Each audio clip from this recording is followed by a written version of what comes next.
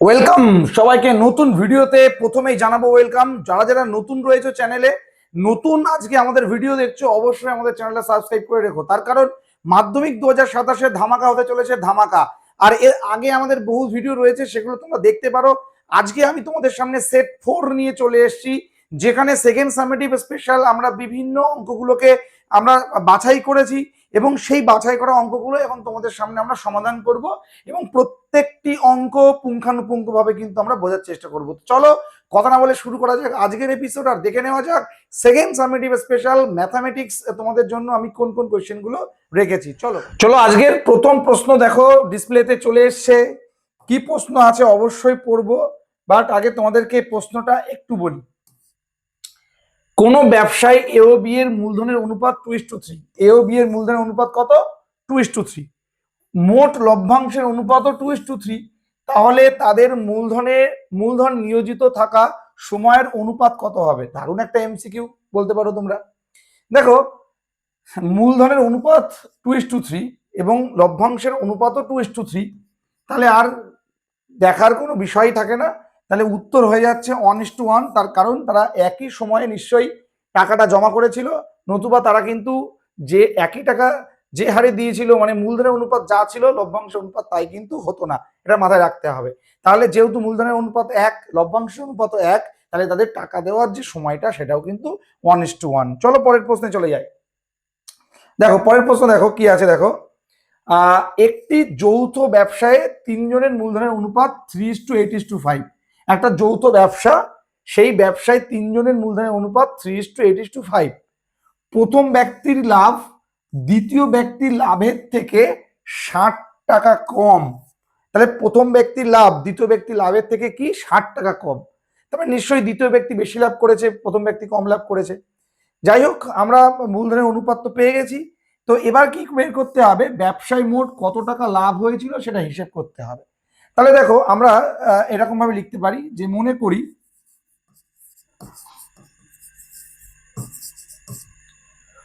করি ব্যবসায়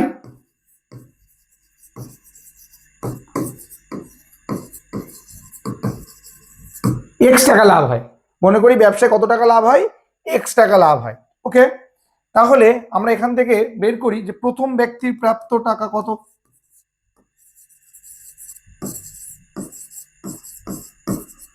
প্রথম ব্যক্তির প্রাপ্ত টাকা,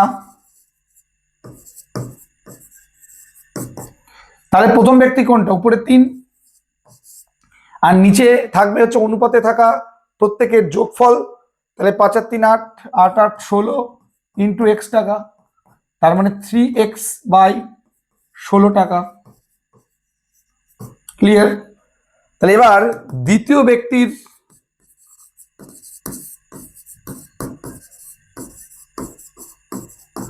প্রাপ্ত টাকা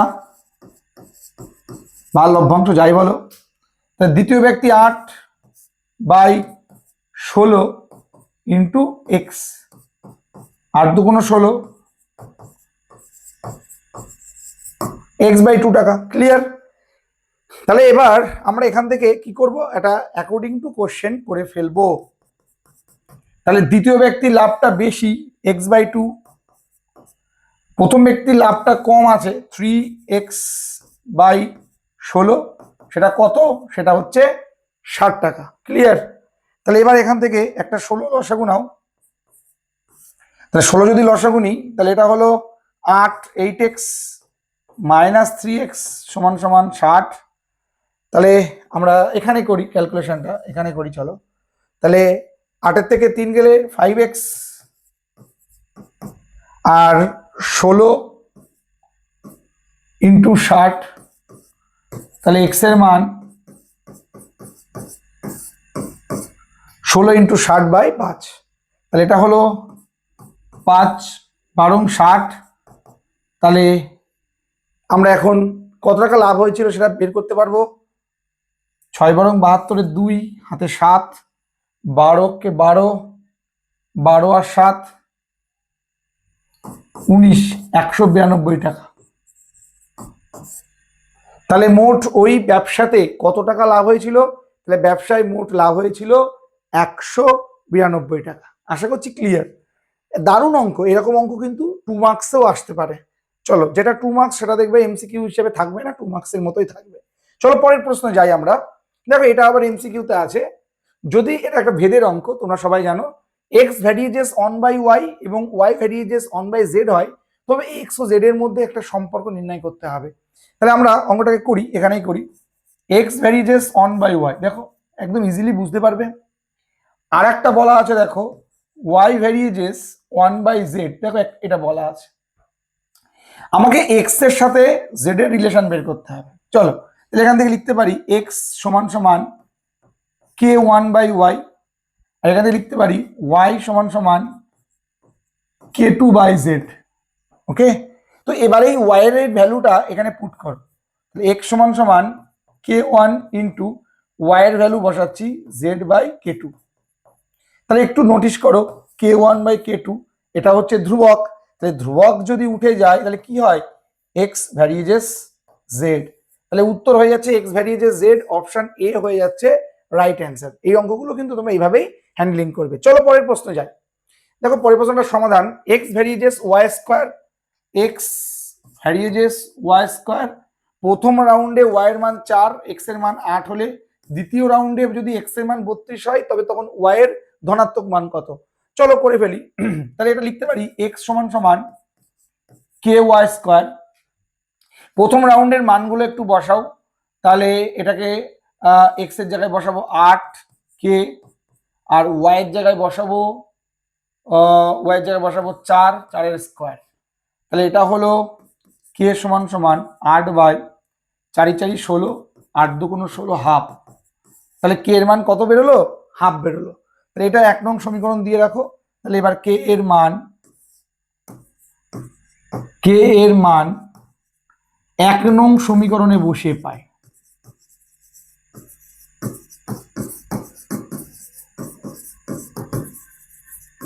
এক নং সমীকরণে বসিয়ে পাই। তাহলে চলো 1 নং সমীকরণ বসাও। তাহলে এক্স সমান সমান কে ওয়াই স্কোয়ার, তখন এক্স এর মান দেখো 32 বলাই আছে, আর কে এর মান দেখো হাফ, আর এটা ওয়াই স্কোয়ার। তাহলে ওয়াই স্কোয়ার সমান সমান 32 2 64, তাহলে ওয়াই মানে হচ্ছে √64 মানে প্লাস মাইনাস 8। তাহলে আমাদের এখানে কি জানতে চেয়েছে? ওয়াই এর ধনাত্মক মান জানতে চেয়েছে। তাহলে অ্যান্সারটা কি হয়ে যাবে? তাহলে ওয়াই এর ধনাত্মক মান, ওয়াই এর ধনাত্মক মান হলো 8। ক্লিয়ার? তাহলে ওয়াই এর ধনাত্মক মান কত? 8। একদম সোজা কিন্তু অঙ্কগুলো। চলো চলো আরো সলভ করি আমরা, চলো দেখা যাক কি আসে। দেখো পরের একটা প্রশ্ন, এটা স্টার মার্কিং একটা কোশ্চেন, এটা মারাত্মক ইম্পর্টেন্স এবং ভেরি ভেরি ইম্পর্টেন্স এই অঙ্কটা। এটা তোমাদের পাঠ্য বইয়ের কোথাও নেই, যদি কোনো পেজে পাও পাঠ্য বইয়ের কমেন্ট সেকশনে পেজ নাম্বারটা লিখে ফেলো। একটি লম্ব বৃত্তাকার শঙ্কুর অর্ধ শীর্ষ কোণ 45 ডিগ্রি, এটা মনে রাখবে। অর্ধ শীর্ষ কোণ কত ডিগ্রি? 45 ডিগ্রি। এবং উচ্চতা যদি এইচ একক হয় তাহলে শঙ্কুটির আয়তন কত হবে? তাহলে শঙ্কুটির কি বের করতে হবে? আয়তন। দেখো এটা কিন্তু এমসিকিউ এর মধ্যে রয়েছে। দেখো শঙ্কুর আয়তনের সূত্র কিন্তু তোমরা জানো 1/3 পাই আর স্কয়ার এইচ, এটা কিন্তু আমাদের শঙ্কুর আয়তনের সূত্র। দেখো এখানে এইচটা বলা আছে, শুধু আরটা বলা নেই। যদি আমি এই এখান থেকে এই আর এর ভ্যালুটা বের করতে পারি তাহলে কিন্তু আমরা অনায়াসে এই অঙ্কটাকে সলভ করতে পারবো। তাহলে আমরা কিভাবে করব দেখো, আগে একটু বোঝার চেষ্টা করো। এটা যদি একটা শঙ্কু হয়, তাহলে মনে রাখবে এইটা হচ্ছে 45 ডিগ্রি বলা আছে, এই যে এটা 45 ডিগ্রি বলা আছে। তাহলে এটা হলো উচ্চতা, এটা হলো আর। তাহলে আমাদের এইটা হচ্ছে কিন্তু এল, আমাদের এল দরকার নেই, আমরা এইচ আর আর দিয়ে করতে পারবো। তাহলে দেখো এটা যদি 45 ডিগ্রি হয় তাহলে এটা 90 ডিগ্রি। তাহলে আমরা এখান থেকে একটা সূত্র জানি, দেখো tan 45 ডিগ্রি সমান সমান লম্ব বাই ভূমি। তাহলে লম্ব কত? এইচ, ভূমি কত? আর, ভূমি কত? আর। তাহলে তোমরা এখান থেকে দেখো tan 45 এর মান জানো তোমরা 1, আর এইচ বাই আর, তাহলে এখান থেকে দেখো এইচ সমান সমান বেরোলো আর। ক্লিয়ার? তার মানে যেটা এইচ সেটাই কিন্তু আর, অর্থাৎ এই বাহুটা আর এই বাহুটা কিন্তু সমান, এইচ সমান সমান আর। তো চলো এবার আমাদের যে সূত্র ছিল আয়তনের সূত্র, তাহলে আয়তনের যে সূত্র ছিল 1/3 পাই আর স্কয়ার এইচ। তাহলে এবার মান বসাও, 1/3 পাই, আর এর জায়গায় তো আরই থাকবে, ঠিক আছে? আর এর জায়গায় তো আরই থাকবে, আর সরি এবার দেখো এইচ হয়ে যাচ্ছে আর, আর তো আমরা মান পেয়ে গেছি এইচ, আর এদিকে ছিল একটা এইচ, তাহলে অ্যান্সার কি বের হচ্ছে 1/3 পাই এইচ কিউব। ঠিক আছে, 1/3 পাই এইচ কিউব। এখানে আর স্কোয়ার ছিল, আর এর জায়গায় এইচ বসিয়েছি, তাহলে স্কোয়ার, তাহলে এই স্কোয়ারটা এইচ এর সাথে গুণ হলে হলো 1/3 পাই এইচ কিউব। আছে অপশনে এই যে 1/3 পাই এইচ কিউব, অপশন এতেই রয়েছে, এটা হয়ে যাচ্ছে কিন্তু সঠিক উত্তর। ভালো একটা অঙ্ক ছিল কিন্তু। এই অর্ধ শীর্ষ কোণ, এটা মাথায় রেখো যে অর্ধ শীর্ষ কোণ বলতে এইটাকে বোঝানো হচ্ছে, এইটা 35 ডিগ্রি। ঠিক আছে, এটা মাথায় রেখো। চলো পরের অঙ্কে। একটি লম্ববৃত্তাকার শঙ্কুর উচ্চতা এবং ভূমিতলের ব্যাসার্ধ প্রতিটি দ্বিগুণ করা হলে শঙ্কুটির আয়তন পূর্বের শঙ্কুর আয়তনের থেকে কত গুণ হবে সেটা বের করতে হবে। তো মনে করো এটা একটা শঙ্কু, এটা একটা শঙ্কু, মনে করো এটা একটা শঙ্কু। তাহলে আমরা ধরে নিই যে মনে করি পূর্বে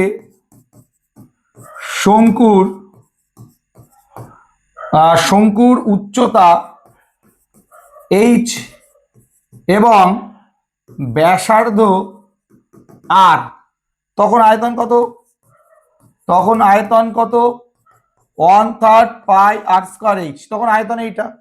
তাহলে এখন কি করা হয়েছে, এখন শঙ্কুর উচ্চতা এবং ভূমিতলের ব্যাসার্ধ প্রতিটি দ্বিগুণ করা হয়েছে। তাহলে এখন এইচ হয়ে গেছে 2h, আর হয়ে গেছে 2r। তাহলে এখন আয়তন কত 1/3 পাই আর স্কয়ার এইচ। তাহলে এখানে করি মানটা, তাহলে 1/3 পাই, আর এর মান হয়ে গেছে এখন 2r, আর এইচ এর মান হয়ে গেছে 2h। তাহলে আমার কি থাকলো 1/3 পাই আর স্কয়ার, আর এদিকে থাকলো এইচ। ভাবছো যে এই দুইগুলো কোথায় গেল, দুইগুলো এবার দেখাবো। তাহলে 2 এর স্কয়ার করলে কত হয়, 2 দুগুণ 4, 4 দুগুণ 8। তাহলে আগের তুলনায় এখন কত গুণ, 8 গুণ। তাহলে শঙ্কুর আয়তন পূর্বের শঙ্কুর আয়তনে কত গুণ, উত্তর হয়ে যাচ্ছে কিন্তু 8 গুণ। তোমরা যদি 2 নম্বরে আসে তাহলে এরকম ভাবে কিন্তু সলভ করে দেখাবে। ওকে, খুব ভালো একটা প্রবলেম বলতে পারো। চলো পরের প্রশ্নে যাই। 7 নাম্বার প্রবলেমটাই যাই আমরা। দারুণ একটা প্রবলেম অঙ্ক, যে ও কেন্দ্রীয় একটা বৃত্তের বহিস্থ বিন্দু পি থেকে অঙ্কিত স্পর্শকদ্বয় পি এ ও পিবি বৃত্তকে এ ও বি বিন্দুতে স্পর্শ করে। যদি এ পিবি 60 ডিগ্রি হয় তাহলে এ ও বি এর মান কত। চলো আমরা এখান থেকে একটা বৃত্ত দরকার, একটা বৃত্তকে এঁকে নিই। তাহলে মনে করো এটা আমাদের একটা বৃত্ত, এই যে আমাদের একটা বৃত্ত। চলো তাহলে এই বৃত্তটার ও কেন্দ্রীয় বৃত্ত, এটা হচ্ছে ও কেন্দ্রীয় বৃত্ত। তাহলে এর বহিস্থ একটা বিন্দু পি, মনে করো এটা বহিস্থ বিন্দু, এটা বহিস্থ বিন্দু পি। এখান থেকে দুটো স্পর্শক টানা হয়েছে, এই একটা স্পর্শক টানা হয়েছে আর এই একটা স্পর্শক টানা হয়েছে। ঠিক আছে, এই যে এই দুটো স্পর্শক টানা হয়েছে, যেটা দুটো বিন্দুতে ছেদ করে গেছে। কি কি বিন্দু ছেদ করেছে, এ বিন্দু আর পি বিন্দুতে ছেদ করেছে। তাহলে এখন আমাদের এ পিবি 60, এ পি বি মানে এটা হচ্ছে 60 ডিগ্রি। তাহলে আমাদের এখন বের করতে হবে এ ও বি এর মান কত, এ ও বি এইটার মান কত, এটা বের করতে হবে। ঠিক আছে, তো এটার মান কত সেটা কিন্তু বের করতে হবে।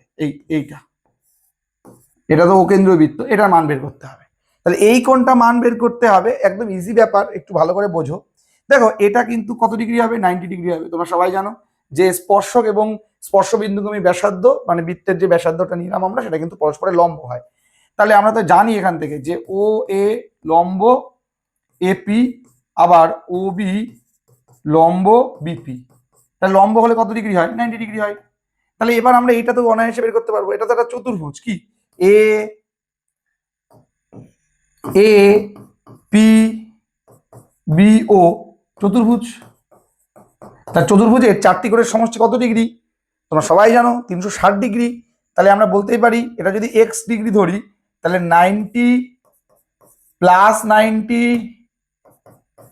প্লাস 60 প্লাস এক্স সমান সমান 360। তাহলে এখান থেকে এক্স সমান সমান 360 বিয়োগ, আমরা একটা বিয়োগ যোগ করে নিই, 90 90 180, 180 আর 60 240। তাহলে বিয়োগ করলে কত হয়, 6তে 4 গেলে 2, 120 ডিগ্রি। ক্লিয়ার? তাহলে আমাদের অ্যান্সার হয়ে যাচ্ছে 120। আছে অপশন, হ্যাঁ অপশন এ হয়ে যাচ্ছে সঠিক উত্তর। তাহলে এ ও বি এর মান কত ডিগ্রি, 120 ডিগ্রি হয়ে যাচ্ছে কিন্তু রাইট অ্যান্সার। দারুণ একটা প্রশ্ন, ভালো প্রশ্ন, ইজিলি সলভ করা যায়। চলো পরের প্রশ্নে যাই আমরা। দুটি এক কেন্দ্রীয় বৃত্তের ব্যাসার্ধের দৈর্ঘ্য যথাক্রমে 10 সেন্টিমিটার এবং 6 সেন্টিমিটার। বড় বৃত্তটির একটি জ্যা ছোট বৃত্তটিকে স্পর্শ করে, তাহলে জ্যাটির দৈর্ঘ্য কত হিসাব করি। দারুণ একটা প্রশ্ন, ভেরি ভেরি ইম্পর্টেন্ট এই প্রশ্নটা, দারুণ একটা প্রশ্ন। দুটি এক কেন্দ্রীয় বৃত্তের দৈর্ঘ্য যথাক্রমে 10 সেন্টিমিটার ও 6 সেন্টিমিটার, বড় বৃত্তটির একটি জ্যা ছোট বৃত্তটিকে স্পর্শ করে, তাহলে জ্যাটির দৈর্ঘ্য কত হবে। এই মানে এইরকম টাইপসের প্রশ্ন পরীক্ষায় এসে যাবে, আর এরকম টাইপসের প্রশ্ন আসে ছেলেমেয়েরা একটুখানি কিন্তু সমস্যায় পড়বে। তো চলো আমরা একটুখানি করে ফেলি, প্রবলেমটা করে ফেলি। তাহলে আমরা এখানে দুটো বৃত্ত নিয়ে নেব, তাই না, আমরা দুটো বৃত্ত নিয়ে নেব। চলো বৃত্ত দুটো নিই। এটা মনে করো একটা বৃত্ত, এই যে এটা আমাদের বড় বৃত্ত, আর এটার মধ্যেই কিন্তু দেখো দেখো এটা আমাদের ছোট বৃত্ত নিয়ে নিলাম, ঠিক আছে। তো এবার একটু বোঝার ব্যাপার আছে, ভালো করে একটু বুঝবে। তো এবার বলেছে যে বড় বৃত্তের ব্যাসার্ধ 10 এবং ছোট বৃত্তের ব্যাসার্ধ 6, সেটা তো হবেই। এখানে কি বলেছে যে বড় বৃত্তটির একটি জ্যা ছোট বৃত্তটিকে স্পর্শ করেছে। তাহলে আমি যদি এখান থেকে ড্র করি, দেখো এইরকম একটা জিনিস আমরা পাবো এখানে, দাঁড়াও, দেখো এইটা একটু বোঝার চেষ্টা করো, খুব মন দিয়ে দেখবে কিন্তু এই জায়গাটা। তো এইটা মনে করো আমাদের সেই জ্যা, এই যে জ্যা সেটা কি ছোট বৃত্তটাকে একটা বিন্দুতে স্পর্শ করেছে, এখানে মনে করো স্পর্শ করেছে। তাহলে আমি যদি এখন মেজারমেন্ট করি, এইটা আমাদের সেন্টার, তাহলে এখান থেকে যে বড় বৃত্ত যেটা সেটা হচ্ছে 10 সেন্টিমিটার এইটা, আর যে ছোট মানে এইটা সেটা হচ্ছে 6 সেন্টিমিটার। আর এই যে আমাদের জ্যা, এখন বের করতে হবে যে বড় বৃত্তটির যে জ্যাটা স্পর্শ করেছে তার দৈর্ঘ্য কত। তাহলে এইটার আমাদের দৈর্ঘ্যটা বের করতে হবে। এটা মনে করো এ বি, এটা ও, এটা পি। তাহলে আমাদের এখন বের করতে হবে এ বির দৈর্ঘ্য কত, তাই না, আমাদের এখন বের করতে হবে এ বির দৈর্ঘ্য কত। তাহলে তোমরা এখন এটা নিয়ে একটু ভাবনা চিন্তা করো, যদি এটা যদি 6 হয় এখান থেকে এইটুক, তাহলে এখান থেকে এইটুক কত হবে, 6 হবে। আর এখান থেকে এইটুক কত, 10। তাহলে আলটিমেট এটা কি, এটা 90 ডিগ্রি। তাহলে আমরা এখান থেকে পিথাগোরাসের সূত্র ইউজ করে আমরা কিন্তু এই পিবি বের করতে পারি, ঠিক কি না। তাহলে আমরা তো এখান থেকে লিখতেই পারি যে ত্রিভুজ পিবিও এর যে কোণটা আছে ও পিবি সেটা হচ্ছে 90 ডিগ্রি, ঠিক কি না। ও পিবি এটা 90 ডিগ্রি, অর্থাৎ ও বি অতিভুজ আর ও পি লম্ব আর পিবি ভূমি। তাহলে আমরা এখানে একটা পিথাগোরাসের সূত্র ইউজ করে দিই। তাহলে আমরা এখান থেকে পিবি সমান সমান রুট অফ 10 এর স্কয়ার বিয়োগ 6 এর স্কয়ার, তাহলে 10 10 কে 100, 6 6 36, 100 বিয়োগ 36 64, 8। ক্লিয়ার। তাহলে পিবির দৈর্ঘ্য পেয়ে গেলাম 8। তাহলে তোমরা দেখো এটা কি হয়, যে বৃত্তের কেন্দ্রগামী কোনো সরলরেখা কোনো একটা জ্যাকে সমাধিখণ্ডক করে, তার মানে এটা যা হবে এটাও তাই হবে, অর্থাৎ এটা দ্বিগুণ। তাহলে আমি এখন বলতে পারি যে এবি এর যে দৈর্ঘ্যটা সেটা হচ্ছে 8 × 2 মানে হচ্ছে 16 সেন্টিমিটার। ক্লিয়ার। তাহলে যে জ্যাটা ছিল সেই জ্যায়ের দৈর্ঘ্য কত হবে, 16 সেন্টিমিটার। ক্লিয়ার হলো, 16 সেন্টিমিটার। চলো পরের অঙ্কে যাই, চলো। দুটি সদৃশ ত্রিভুজের অনুরূপ বাহুদ্বয়ের অনুপাত 4:9, অনুরূপ বাহুর অনুপাত বলে দিয়ে 4:9, তাহলে ত্রিভুজদ্বয়ের ক্ষেত্রফলের অনুপাত কত হবে। দেখো দুটি সদৃশ যদি ত্রিভুজ হয়, মনে রাখবে দুটো সদৃশ ত্রিভুজের অনুরূপ বাহুর অনুপাত যা হবে, ত্রিভুজের ক্ষেত্রফলের কিন্তু অনুপাত এদের স্কয়ার যা হবে সেটা হয়। তাহলে 4 4 16, 9 9 81, অপশন বি হয়ে যাচ্ছে সঠিক উত্তর। ক্লিয়ার হলো। দুটো সদৃশ ত্রিভুজের অনুরূপ বাহুর অনুপাত যা হবে তাদের যে বর্গের মানটা সেটাই কিন্তু ওই ত্রিভুজদ্বয়ের ক্ষেত্রফলের অনুপাত হয়ে যাবে। তাহলে উত্তর 16:81। চলো পরের প্রশ্নে যাই। ত্রিভুজ এবিসি এর বিসি বাহুর সমান্তরাল, দেখো এটা একটা অঙ্ক কিন্তু আমরা আগের এপিসোডে করে এসেছি। এটা হলো এ বি সি, এই এবিসি ত্রিভুজের বিসি বাহুর সমান্তরাল সরলরেখা এবি এবং এসি কে পি বিন্দু এবং কিউ বিন্দুতে ছেদ করলো, এই যে পি কিউ। এপি যদি 4 হয়, এই যে এপি যদি 4 সেন্টিমিটার হয়, পিবি যদি 6 হয়, কিউসি যদি 9 হয়, তাহলে এ কিউ এর ভ্যালু আমাদের বের করতে হবে। তাহলে আমরা এখানে একটা থ্যালাসের উপপাদ্য ইউজ করে দেবো। কি উপপাদ্য, এপি বাই বিপি সমান সমান এ কিউ বাই কিউসি। তাহলে এবার মান বসাও, এপির মান 4, বিপির মান 6, এ কিউ জানি না, বের করব, কিউসি হচ্ছে 9। তাহলে এখান থেকে 6 এ কিউ সমান সমান 4 ইন্টু 9, তাহলে এ কিউ সমান সমান, সরি 4 বললাম 6 লিখে ফেলেছি, তাহলে 4 ইন্টু 9, তাহলে এখানে 4 ইন্টু 9 বাই 6, তাহলে একটু ছোট কাটাকাটি আছে, 2 দুগুণ 4, 3 দুগুণ 6, 3 3 9, তাহলে উত্তর 6 সেন্টিমিটার। ক্লিয়ার? তাহলে উত্তর কত হয়ে যাচ্ছে? একিউ এর ভ্যালু, একিউ এর ভ্যালু কত বেরোচ্ছে? 6 সেন্টিমিটার। চলো, তো এই ছিল আমাদের চতুর্থ এপিসোড, যেটা সেটা টপ 10 অঙ্ক আমরা তোমাদের সামনে হাজির করলাম। আশা করছি প্রত্যেকটা অঙ্ক কিন্তু গুরুত্বপূর্ণ ছিল। এই অঙ্কগুলো বারংবার করে তোমরা প্র্যাকটিস করবে। এরপরে তো আমরা বলেছি এই এপিসোডটাকে আমরা 100 এপিসোডে পরিণত করব, অর্থাৎ মাধ্যমিক 2027-এর আগে এই এপিসোডটা চলতে চলতে 100-তে পরিণত হবে। তখন টোটাল বইটাকে কভার হবে। ভেবে দেখো 100 এপিসোড মানে কত অঙ্ক তোমাদের মাথার মধ্যে ঢুকবে। আর আমরা একটাও অ্যাবনর্মাল অঙ্ক রাখছি না, আমরা মোটামুটি যেগুলো পরীক্ষায় আসে মাধ্যমিকে আসার মতো অঙ্কগুলোকেই টার্গেট করছি। তো ভালো থেকো সবাই। চ্যানেলে নতুন হলে আবার একবার বলছি, সাবস্ক্রাইব করে দিও, ভালো লাগলে ভিডিওটা লাইক করে দিও, আর কোনো জায়গায় সমস্যা হলে কমেন্ট সেকশন খোলা আছে, অবশ্যই কমেন্ট করে দিও। টেক কেয়ার, দেখা হচ্ছে নতুন ভিডিওতে।